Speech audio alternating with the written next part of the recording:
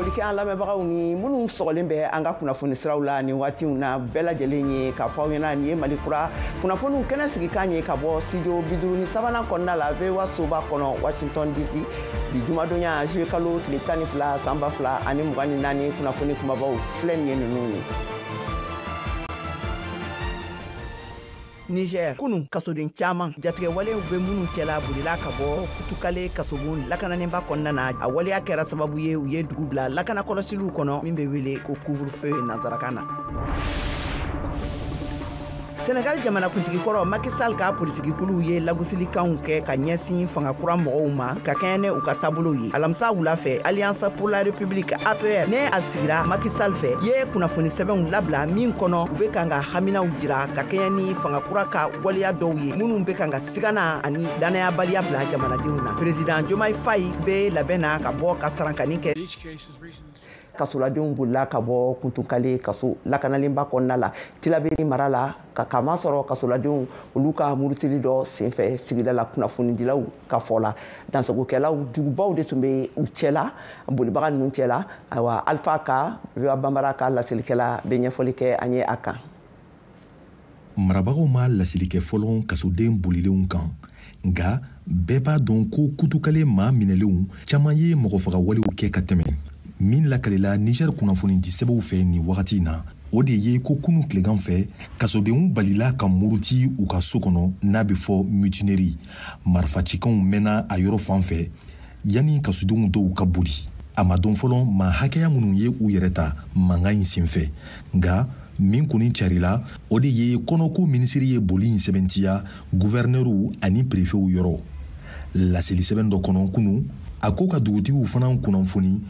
ko kasodenw bolila wa ko jalatigiw bɛɛ k'u kɔlɔsi Tilaberi yɛrɛ mara min ni kasobo in bɛ yen nɔ fana guvɛrnɛri ye couvre-feu sigi kunun wulada fɛ ko dongo do sa ni nɛgɛ kaɲa 21 sera bɛɛ ka k'i ka so kɔnɔ fo ka taga dugu jɛ kɛrɛnkɛrɛnnenya la senamaw ani bolifɛn senfilatigiw kamasɔrɔ ko maa bolilen ninnu bɛ sɔn k'u dɛndɛn k'u bɛ bɔ dugu kɔnɔ kabini koɲa in kɛra kunungo marabagajɛkulu ma laseliba kɛ fɔlɔ nka a dɔnnen do ko Kutukale kasobon de lakanalen do ka tɛmɛ jamana ta bɛɛ lajɛlen kan kun saba kama fɔlɔ maaw bɛ yen minnu minɛna jatigɛ walew kɛnɛ kan Boko Haram, EGS, Jening ani diɲɛ dansagokuru dɔgɛrɛw ka cɛdenw filanan kasobo in kɔnɔ Niger jalatigiba dɔw minɛlen do yen nɔ minnu y'a ɲini ka tɛmɛ ka fanga dafiri n'u ma se ka da o bɛɛ kan jamanatigikɔrɔ Mohamed Bazoum kɛrɛfɛmaa dɔw fana bɛ yen nɔ olu ye jalatigiw ye o maa ninnu minɛna Bazoum ka fanga dafirilen kɔfɛ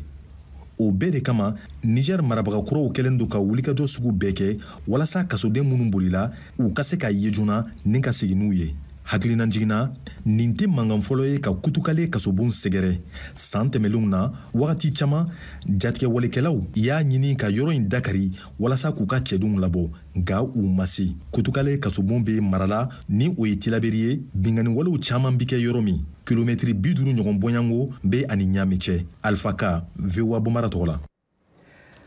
Nin tɛmɛnen kɔfɛ sisan Kiriso ka latigɛw kɔfɛ ka ban ka Sadi politikikulu ci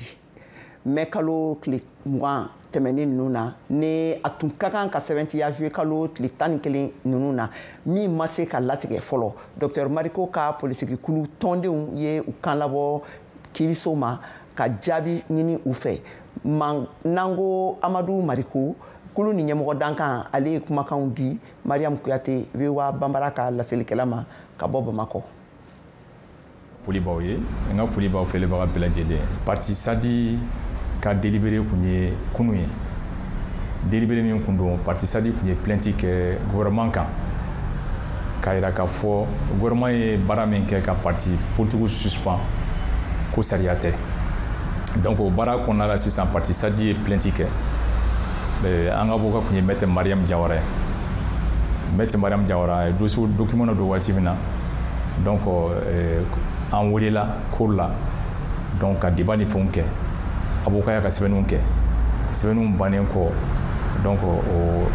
jaabiw kɔnɔna la u nana yira k'a fɔ k'u bɛna jaabi laban bɔ o tun bɛ bɛn le 11 de ce mois ala y'a kɛ an b'o sigi la an b'o makɔnɔni na le 10 conseil des ministres la an nana mɛn k'a fɔ ko gouvernement ye parti politique ka suspension min kɛ ko b'a wuli donc o wulili kɔnɔna la sisan o wulili kɔnɔna la an y'a mɛn a diyara n ye mais an bɛ min nɔfɛ bi an ye plainte kɛ kun min kama an ka se ka jaabi sɔrɔ donc suspension wulilen an ka avocat ma se ka kunnafoni sɔrɔ fɔlɔ pour le moment ka na kunnafoni d'an ma kunnafoni b'a jira k'a fɔ ko justice k'o tan cogoya la an b'o jaabi de makɔnɔ la plainte in kɔni jaabi an bɛ don min na i ko bi an ma jaabi laban sɔrɔ peut-être jaabi laban tɛna d'an ma de parce que gouvernement an tun bɛ laɲini min nɔfɛ gouvernement y'a kɛ an ma kɛ ala ye k'o dɔn mais de toute façon an ye plainte kɛ kun min kama an fana ka an b'a jaabi makɔnɔ an jo don walima an jo tɛ o fana ye kiiri jaabi dɔ ye. Ayiwa yala an bɛ se ka jigiya k'a fɔ ko ni délibération o jaabiw kɔni dala kɛnɛ kan Dr Umar Mariko ni ale yɛrɛ bɛ tunga fɛ ni waati in na a bɛ se ka sigi ka na Mali jamana kɔnɔ wa? Bon a nali o bɛ bɔ fanga tigilamɔgɔw de la mais ka segin ka na faso kɔnɔ na o ye wajibi kɔni n'a ma kɛ ninnu ka tile la a bɛ na jamana in kɔnɔ mais a kana a kumana o de fana ka ɲi a kana a kumana cogo di n'a ma ɲɛ k'a fɔ bin kɛra ka parti ka ko ka ci a nana ye kiiri tigilamɔgɔw fɛ k'a fɔ ko kumakan minnu fɔra k'a fɔ k'a ka parti ka ci o kumakan tɛ kumakan jɔlen tɛ bon o kumakan ninnu tɛ dɔwɛrɛ ye a y'a ka hakilina di jamana joliko kumaw de la a y'a ka hakilina di jamana joliko kuma la donc o kuma de nana banke ni parti ka suspension ko ye ɲɛmɔgɔw ye ko hali sini k'a ka don jamana kɔnɔ a ka don jamana kɔnɔ cogo di o fana ka ɲɛfɔ an ɲɛna parce que a bɛ se ka kɛ an ɲafara bɛɛ ma bɛɛ ka don jamana kɔnɔ mais tagalen ɲɛfɛ tuguni mɔgɔw nalen ka na bere ta ka da u kun o fana bɛ se ka kɛ donc an bɛ se ka min fɔ dɔrɔn fanga tigilamɔgɔw k'a lajɛ minnu bɔra ka taa jamana kɔ kan u ye minnu gɛn ka taa jamana kɔ kan u ka segin u ka na so n'u ma ɲɛ k'a fɔ u ye partiw ka suspension wuli sisan partiw ka suspension wulilen u k'u ka baara tɔ dafa baara tɔ dafali ye mun ye minnu bɔra u ka segin ka na u bɛ segin ka na cogo di u ko garde-fou kɛ pour que u ka segin ka na hɛrɛ ani baden kɔnɔna la minnu datugulen kaso la u ka libéré u fana ka fara jamana kɔnɔdenw kan an ka jɛ an ka baara kɛ ɲɔgɔn fɛ kalanta fana ka labɛn parce que jamana tɛ se ka to nin kan kan diɲɛ yɛrɛ sigilen don démocratie de kan ni démocratie tɛ jamana o jamana kɔnɔ gɛlɛya bɛ taa donc ne bɛ se k'o welelikan de fɔ ɲɛmɔgɔw ɲɛna an fana ka délibéré jaabi fana an b'o makɔnɔ délibéré jaabi an b'o makɔnɔ pourvu que a ka dɔn k'a fɔ an ye plainte min kɛ donc a jaabi ye nin voilà. Ka da Burkina furancɛ fanga ɲɛmɔgɔ Capitaine Ibrahim Traoré ka jalakilikanw kan ka ɲɛsin Benin ani Côte d'Ivoire jamana fangatigiw ma. Modibo Dambele ɲininkali sɛmɛ Tisha Kone la VOA Bambara ka laselikɛla ka bɔ Abidjan yaasa ka Côte d'Ivoire kaw jamanadenw ka hakilinaw dɔn a taabolow kan an ka u ka masala lamɛn. O ko la a ka Côte d'Ivoire jamana ni Benin jamana jaraki a minnu tagala fɛ ko bɛ se ka ko bɛ kuruti la walasa ka taga jangata de Burkina Faso jamana kan a y'a lɔn ko an fɛ yan Côte d'Ivoire an y'a kumalasila fɛngɛw olu ma caman ma kuma o ko kan saba dɔrɔn de bɛ yen olu de kumana Ibrahim Traoré ya dali min kuma kan a donna o kɛla réveil ye an b'a fɔ an y'a kunnafoni se min na ko réveil olu k'o kɛ ya une fɛ cogoya min na o k'o sɛbɛn belebeleba k'o bila o ya papier kan minnu kɛla bi juma min na o la o k'a yira ko capitaine Ibrahim Traoré ka kuma nin fɔ o kuma yanni i ye jaraki bɛn jamana dɔ kan i kan ka na ni fɛn dɔ ye o ko min na fɛ tro i kan k'a yira le ko tiɲɛ ye jamana de bɛ fɛ ka nin solution lase i ya jamana ma ko mais capitaine Ibrahim Traoré ya kuma na a ma preuve foyi de yira o la donc olu bɛɛ sigilen de i n'a fɔ an lafalitala tɔw an b'o preuve de kɔnɔ na minnu b'a yira la a ka sɛgɛsɛgɛli min kɛ min na a k'a lɔn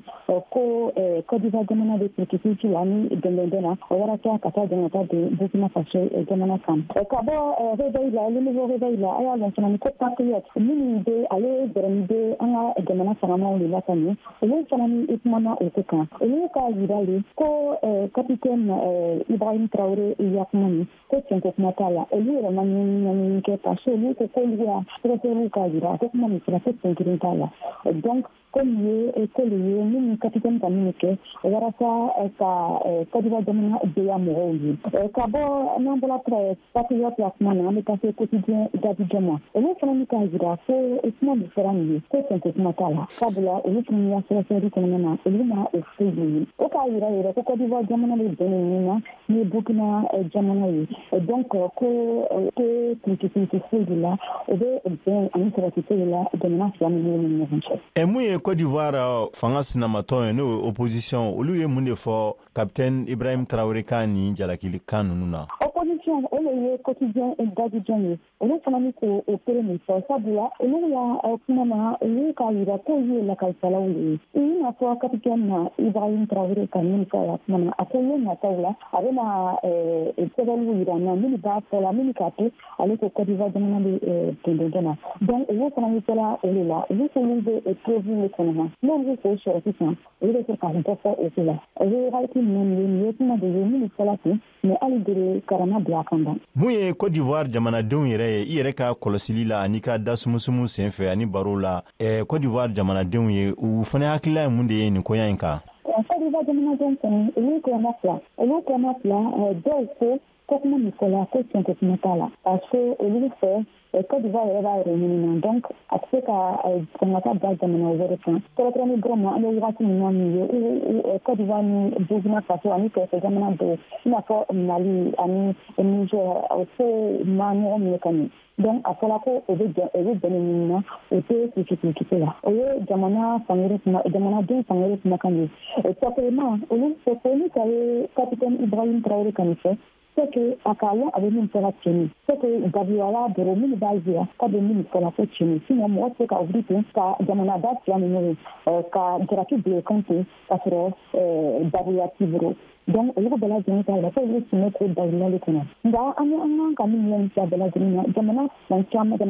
Jamana, la nuit, Benko, Ben, Anisarasi, Côte d'Ivoire, Jamana, Burkina, Jamana, Mignon. Ça veut dire que nous faisons, après un bon de nos il va nous donner le Burkina, Jamana, comme Burkina, de route en Iran, c'est en Côte d'Ivoire. Ça fait aucun pour nous, à Mignon, à Mignon, à Baroque, à Mignon. Donc, au lieu de ce qu'on a mis, deux ministères, et les Ben, et Sakabonka Kala, Jamana, ala samwata ani abukina jamana nyamuro ni capitaine Ibrahim Traoré ko yi saka denke e kana to kere de dimension Burkina Faso jamana den chama de sigilendo Côte d'Ivoire olu mo munun be est-ce que u boro fene ko akila dini ko yana wa walma ye munde me olu ka Burkina be munu sigimbe Côte d'Ivoire ana min me o kula o ko ele ko ya jonkuru olu wo yere la bena kala fidikanke bela jini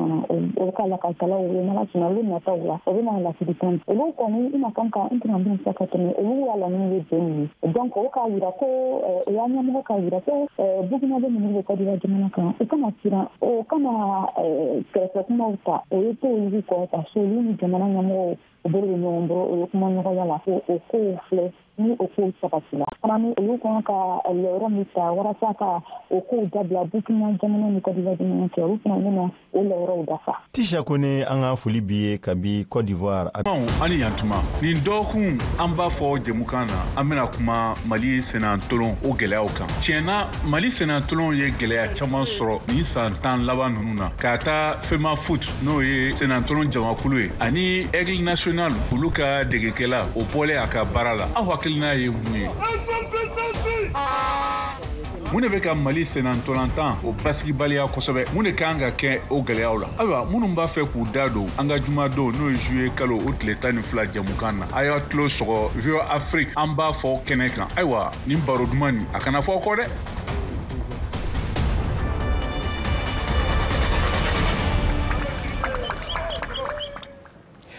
ayiwa sisan an bɛ taa keniyakaw fɛ yen nɔ a yirala k'a fɔ ko polisi ɲɛmɔgɔ ye baarabila cari kɛ dɔgɔkun 2 wulikajɔ gɛlɛnba kɔfɛ fanga tigilamɔgɔw ye u seko damayira kɛ min na k'a bali ne a senfɛ mɔgɔ 39 ɲɔgɔnna fagara ayiwa masayaso ka laseliw la bi juma la kenya jamanakuntigi William Ruto ale sɔnna Jafeta Kome polisi ɲɛma in ka baarabila cari sɛbɛn ma awa jalakiliw tun bɛ polisi kan kaban ka kɛɲɛ ni nin jagoya fanga bilaliw ye mɔgɔw kan ani wulikajɔkɛlaw kan nin tɛmɛnen kɔfɛ sisan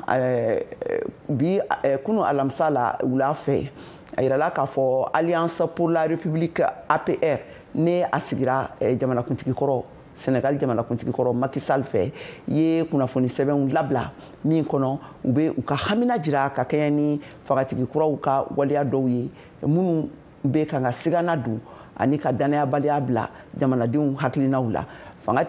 fangatigi kuraw ye jamana foroba nafolo sɛgɛsɛgɛli gafe dɔw lakodɔnniya n'a bɛ fɔ a ma ko audit min bɛ fangakɛla kɔrɔ ninnu ka baaraw lankolonya ne k'a jira k'a fɔ k'u ye yuruguyurugu caman siraw kɛ a kan ayiwa ka kɛɲɛ ni u ka fanga tali yɛrɛ tile 100 ye a yirala k'a fɔ ko fɛn min ye président Faye ye ale bɛ kan ka labɛn kɛ yaasa ka sarankali kɛ sini sibiri la jamanadenw na nin tɛmɛnen kɔfɛ sisan OTAN ale ka san 75nan o ɲɛnamayali tɔnsigi kɛnɛw kun cɛra alamisadon na Washington DC yan nɔ awa a kɛnɛ wulila ni Ukraine dɛmɛli latigɛ kura camanba de ye Mariam Tarawele bɛ ɲɛfɔli kɛ an ye a kan an ka kumakanw lamɛn. The President of the United States and the President of Ukraine. Tile 3 ɲɔgɔn kɔnɔ diɲɛ jamanaba 32 tun ye ɲɔgɔn sɔrɔ lajɛrɛba kɛnɛ kan min kɛra ni kɔkɔrɔmadonni ye ka taa Ukraine jamana ma ani Rusila jamana ka kɛlɛ la. We will stay with you, period. An ye sebagayaba de sɔrɔ nin kɛra Ameriki jamanatigi ye n'a si ye san 81 ye ka foli kɛrɛnkɛrɛnnen ye ka taa u ka kulu ma lajɛrɛ dɔ senfɛ min kɛra ani kunnafoni sɛnsɛnnaw ni ɲɔgɔn cɛ. An ka kulu ye laseli kɛ ko u bɛna kɛlɛkɛ pankulu min bɛ wele ko F-16 ni a dilanna Ameriki jamana fɛ labila ani ka fara kɛlɛkɛ pankulu sira baara dɔw labilali ma min bɛ wele ko système de défense aérienne nanzarakan na. Nafolo min kan ka bila o ko kunkɔrɔ bɛ se wari miliyari 40 ɲɔgɔn ma n'o kan ka kɛ ni finitigi dɛmɛ ye ani taabolo sira wɛrɛw ye walasa ka se ka kɛlɛkɛminɛ ninnu sira latɛmɛ ka taa Ukraine jamana ma ani fɛnɛ ko k'a sen don OTAN o jɛkulu la. OTAN jɛkulu ka ciladen Jens Stoltenberg ye a ka fara ɲɔgɔnna foli labanw kɛ alamisadon baw a kan ka bɔ OTAN jɛkulu la. A kɛlen kɔfɛ ka ni lajɛrɛba laban in kɛ OTAN jɛkulu kɔnɔ jatilen kɔfɛ i n'a fɔ duguden min kɛra OTAN jɛkulu ka ni finitigi kulu ka ɲɛmɔgɔba dɔ ye ko san 10 ani kɔ a y'o de kɛ nin kulu in ɲɛmɔgɔya la waati min fɛnɛ koɲɛw taabolo gɛlɛyara kosɛbɛ u ka taariku kɔnɔ. Stoltenberg bɔra a jɔyɔrɔ la min tun ye OTAN jɛkulu ka ciladen kulu 13nan ye maa min bɛna nɔrɔ bila o de bɛna kɛ Irland jamana minisiri dangan kɔrɔ dɔ ye min bɛ wele ko Mark Rutte ale ka yan ka baara ta octobre kalo tile fɔlɔ ɲinan san o y'a to tɔnden minnu bɛ OTAN jɛkulu kɔnɔna la ye welekanw lase k'a fɔ k'u bɛna baarabolo kura wɛrɛw sigi sen kan min dɔ bɛna tali kɛ lakanako kan ka fara degeli siraw kan ka ɲɛsin Ukraine jamana ma ko min ɲɛmɔgɔya n'o ye commandement ye bɛna di Allemagne jamana ma n'o ka kan ka kɛ ni subahana mansin juliw ye n'olu bɛ wele ko plateforme logistique nanzarakan na n'a baara ka kan ka sigi sen kan ni mɔgɔ 700 ɲɔgɔn ye a ye min fara kan ko OTAN jɛkulu de bɛna nin degeli baara ninnu sigi sen kan min bɛna kɛ Ukraine jamana finitigiw kun ani fɛnɛ ka fara u ka dagayɔrɔw la yɔrɔ minnu bɛ u ka jamanaw kɔnɔ jamana minnu bɛ OTAN jɛkulu la k'o bɛna kɛ ni fɛn camanw de dili ye i n'a fɔ baɲumankɛ dɛmɛ walasa ka se ka nɔgɔya don u ka kɛlɛkɛminɛw latɛmɛli ko la ani kɔkɔrɔmadonni kɛrɛnkɛrɛnnen min bɛ tali kɛ yiriwali siraw kuntagalajan kan ka taa Ukraine jamana finitigiw ma. Halisa ka to l'Amérique jamana kan yan nɔ l'Amérique alamisadon na Joe Biden na sinsira kosɛbɛ a ka cɛbɔya kuraw kan ka ɲɛ ni a n'a fadencɛ Donald Trump ni ɲɔgɔn cɛla la k'a sɔrɔ a ka kumakanw kɛbaliya ka ɲɔgɔn lasɔrɔ tɔnsigiba kɛnɛ nin kan ye siganaba don a ka kɛnɛya ko ani a fanga la ka se nin cɛbɔya ninnu kɔrɔ. Mariam Traoré an ka lamɛn tuguni. I'm determined on running, but I think it's important that I allay fears. Lajɛrɛ dɔ senfɛ min kɛra ni kunnafoni sɛnsɛnnaw ye duniya sengulabaw ka jɛkulu OTAN ale ka lajɛrɛ bannen kɔfɛ Washington Ameriki jamanatigi Biden n'a si ye san 80 ani san 1 ye a lakodɔn k'a nafa ka bon u ka se ka hakililasigiw la nati demokratiw ka fanfɛ a y'a seereya fɛnɛ k'a kɔni labɛnnen don ka fɛɛrɛ bɛɛ lajɛlen tigɛ a sen kana se ka bɔ ni kalata cɛbɔya in na a ka ni fɛɛrɛw min bɛ tali kɛ a yɛrɛ kofɔli la walasa ka kɛ ɲɛmaa ye taabolow kɔnna fan dɔw fɛ ka sabu kɛ a kelen kɔfɛ ka Ukraine jamanatigi Volodymyr Zelensky yira ina fo Russia jamanatigi Vladimir Putin o jugudo kilegan fan wati o kofe aye Amerika jamanatigi danka Kamala Harris fene wele ina fo Trump ka jamanatigi danka ni lajere sinfe min kera ani kunafoni sensena uche ko jamanatigi Biden ka cheboya tabulu ka gelen kabri barusigi ba min kera ani jamanatigi koro Trump uche ni yo kunyogon fly kera sababu ye ka jorona koni bi ma chama de fanfe min bitalike ashiko kan ani fene aye balia ka kunafoni dike ni kunafoni sensena we wati ni wati ka fara okan kunafoni di min kera ani kunafoni sensena uche ko koni tabulu la sumayara kusebe afe mi kunafoni di sangatara jo fulere kili nyona no sinfe kaka kumakando tumeka yere jati inafo mamin ka kanai ne mogodi mogomi ba don kusebe wala saka ke jamanatigi sigi kalatan cheboy nya gosi shen kilin kateme wambena gosi tuguni ni kera jamanatigi Biden ka la seluye ka nyeshin jamanatigi koro Trump ma ale mi jatilendo Amerika jamana fanga tariku kono inafo Etats-Unis jamanatigi koroba Biden ya la se katia kakuma akachieka nga ko ka bara ulasi ayemunu damne jamanatigi koni nyeshina gele ya mseni chama uma miato ko demokratu ka tonde uchamanga la nyini ka kisimbo ni jamanatigi sigi kalatan cheboya la minka anka kenyina samba flani muga ani nani kona tenase ka Trump gusi wele blala kata wasadi umamunu be shamburu kono alamsadon ulafe uni kuna foni dila uche kuna foni dibani kofe jamanatigi Biden koni ya ira jelia ka kalebe madam Harris te kokoromadu o mi jatilendo inafo Amerika jamana nyamogo danka o kase ka ali plasita ni ko gelenya asoro wa akofene ko na tawota ka koni digiba kan fene ko demokratu ka tondi jama wara ube munu fene bise ka ye Amerika jamana tigi sigi kalatan cheboya o gafula halisa ka tɛmɛnen ni hakilina kelen ye n'o ye l'Amérique jamana kuntigi kalata ɲinu kalataw ye kalo 4 dɔrɔn de bɛ an n'a cɛ ayiwa farafarali cayalenba de bɛ politiki kulu ni ɲɔgɔn cɛla la kalatala dɔw ye jalakili bila kunnafoni dila sɛnsɛso dɔw kan k'a fɔ ko u bɛ ka jɔyɔrɔ juguba de fa a taabolo ninnu kan Veronica Balderas Iglesias n'ale ye VOA ka kunnafoni sɛnsɛla ye ale ka sɛgɛsɛgɛliw bɔra a kan ayiwa a mana a bɛ bɔ an ye Mariam Traoré fɛ bamanankan na an k'a lamɛn.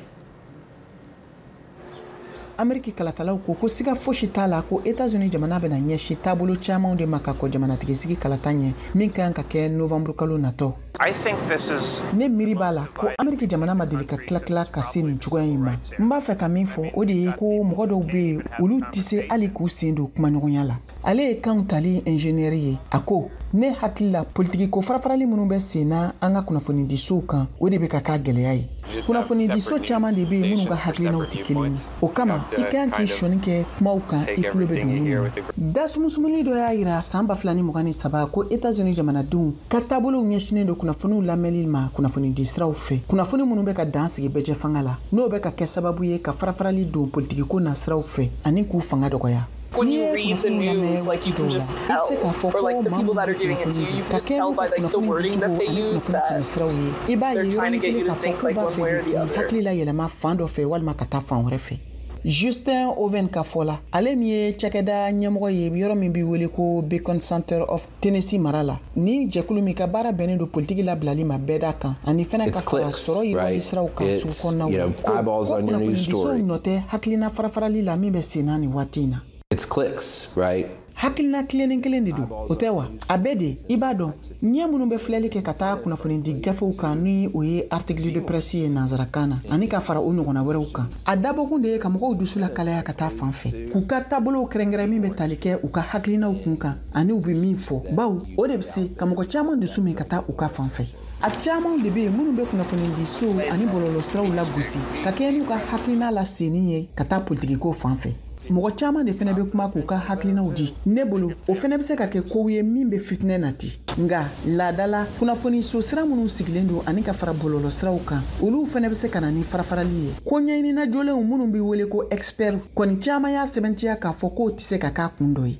Sheria caman tɛ an bolo kɔnɔ min bɛ tali kɛ kunnafoni di siraw olu ka wulikajɔ baaraw kan min bɛ se ka kɛ sababu ye ka mɔgɔw ka hakilinaw minɛ min kɔnɔ ka dun hakilina farafarali bɛ senna k'a sɔrɔ hali kunnafoni di sow tun ma yɛlɛma ka kɔn kunnafoni farafara cogo tun ma labɔ ka surunya jamanatigisigi kalata la madame Dunawe y'a yira k'ale jɔrɔlen don kosɛbɛ ka kɛ ni kunnafoni dicogo ani kunnafoni jugu carili ye ko min bɛna sɔn ka dɔ fara gwɛlɛya kan ka taa kunnafoni lamɛnbagaw fan fɛ u ka se ka kunnafoni ɲuman ani kunnafoni kolon bɔ dɔ ɲɔgɔn na nin tun ye VOA ka kunnafonidila Veronica Balderas Alglesia ka bɔ Virginie Tokow la o église Falls Church la min bayɛlɛmana Mariam Traoré fɛ VOA Bamara tɔgɔ la.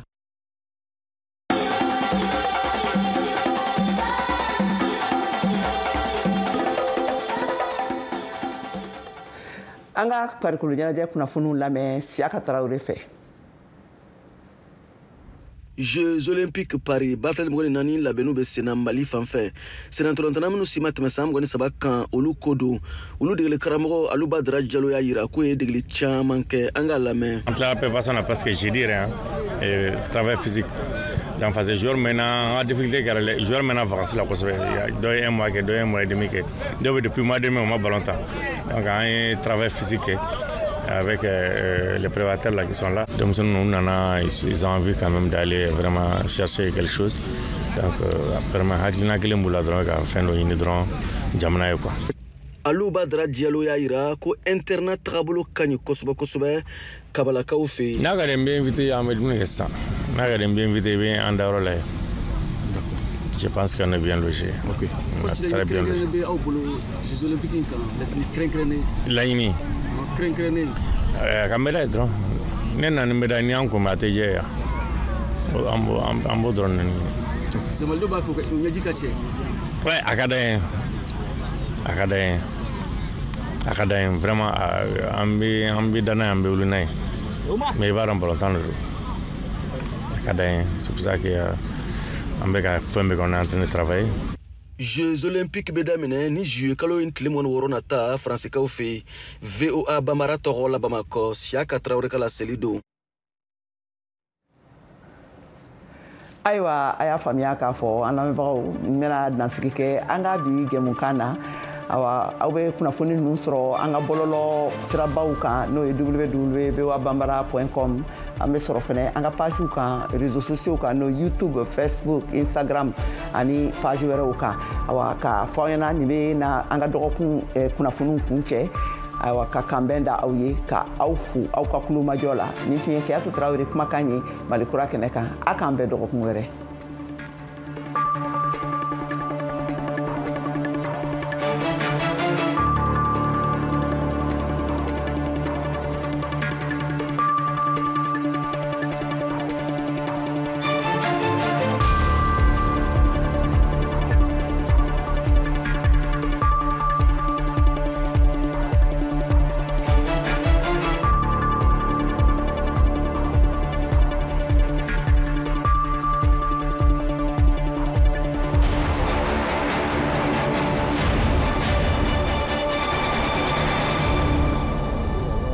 An balimaw ani yantuma nin dɔgɔkun an b'a fɔ jɛmukan na an bɛna kuma Mali senatolon o gɛlɛyaw kan tiɲɛna Mali senatolon ye gɛlɛya caman sɔrɔ nin san 10 laban ninnu na ka taa FEMA Foot n'o ye senatolon jamakulu ye ani Aigle National olu ka degekɛla o bɔlen a ka baara la aw hakilina ye mun ye mun de bɛ ka Mali senatolantan o basigibaliya kosɛbɛ mun de kan ka kɛ o gɛlɛyaw la ayiwa minnu b'a fɛ k'u da don an ka jumadon n'o ye juillet kalo o tile 12 jamukan na a y'a tulo sɔgɔ VOA Afrique an b'a fɔ kɛnɛ kan ayiwa nin baro duman nin a kana fɔ kɔ dɛ